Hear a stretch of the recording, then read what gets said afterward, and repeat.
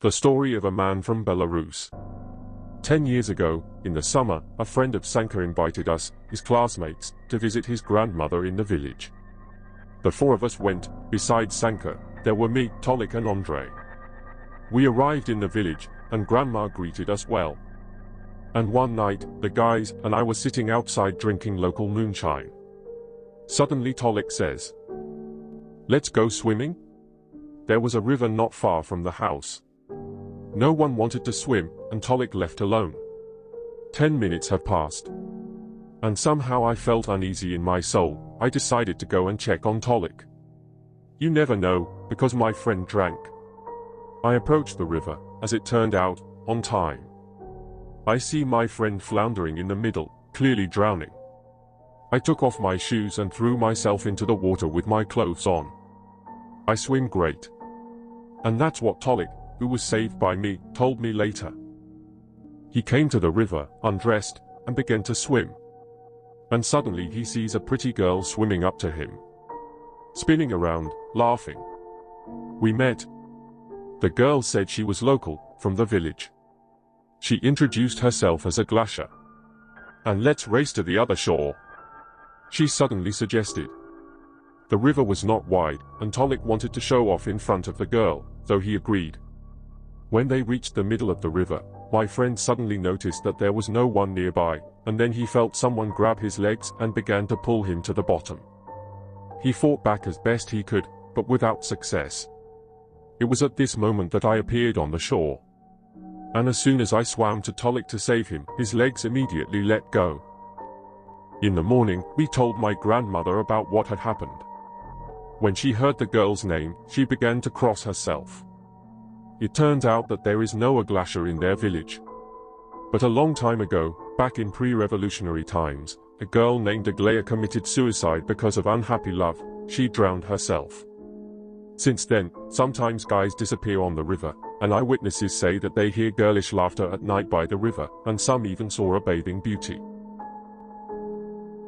Once upon a time, in the bustling city of New York, a series of chilling events unfolded, striking fear into the hearts of its residents. The clock seemed to tick louder, and parents held their children a little tighter, as news spread of a secret group that preyed upon the innocent. It began innocuously enough, with reports of missing children surfacing from different neighborhoods. One by one, young souls disappeared, leaving behind a trail of questions and despair. Panic gripped the city as parents struggled to protect their precious ones from an unknown menace. Rumors swirled like mist through the streets, whispering of a clandestine group lurking in the shadows.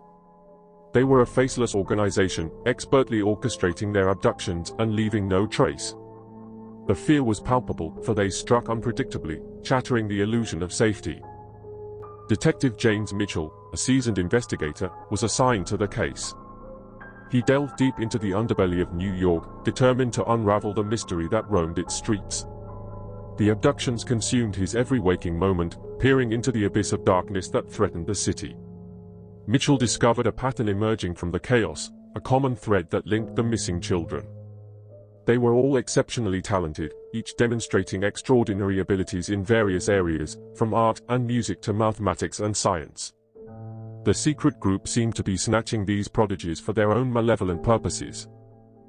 Driven by an unwavering resolve, Mitchell scoured the city, uncovering hidden secrets and exposing a web of deceit. His investigation led him to an abandoned warehouse on the outskirts of the city, an ominous place shrouded in darkness that seemed to beckon him closer. Creeping through its labyrinthine corridors, Mitchell found himself in a dimly lit room, where a chilling sight awaited him. Children, pale and weary, were held captive, each displaying their unique talents, forced to work like puppets on a sinister stage. Their eyes mirrored the despair felt throughout the city, their faces etched with stories far beyond their tender years. Mitchell soon realized that this secret group was not merely abducting children, but exploiting their extraordinary abilities for their own twisted agenda. They believed these young souls held the key to unlocking untold power, and they would stop at nothing to harness it. With the weight of justice on his shoulders, Mitchell fought against the darkness, determined to bring down this clandestine organization. He partnered with a fearless journalist named Sarah Johnson, who helped shine a light on the atrocities being committed.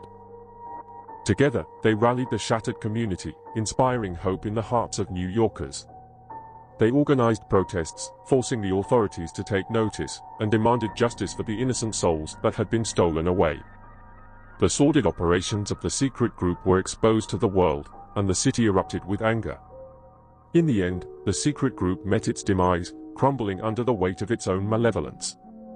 The children were rescued, the city breathed a collective sigh of relief, and a newfound unity emerged from the ashes of fear.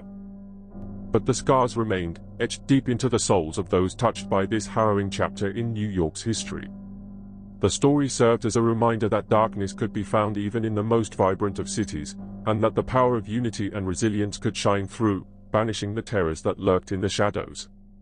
And so, the city of New York carried on, forever changed but stronger than ever, determined to never let its children be taken again by the horrors that lay hidden within its streets.